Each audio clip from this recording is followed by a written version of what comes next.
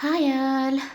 Climate చూసారా ఎంత cool అయిపోయిందో ఈరోజు. చాలా చాలా కూల్గా ఉంది. సర్లే వేడివేడిగా ఏదైనా తినాలనిపిస్తుందంటే సరేలే అని చెప్పేసి మునగాకు పకోడీ ట్రై చేశాను.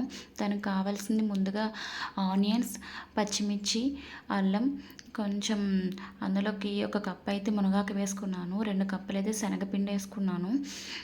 కొంచెం జీలకర్ర, రుచికి సరిపడా సాల్ట్, ఒక స్పూన్ ధనియాల పొడి, హాఫ్ స్పూన్ పసుపు వేసుకొని ఆనియన్లో వాటర్ బయటకు వచ్చే విధంగా ముందు కలుపుకోవాలి.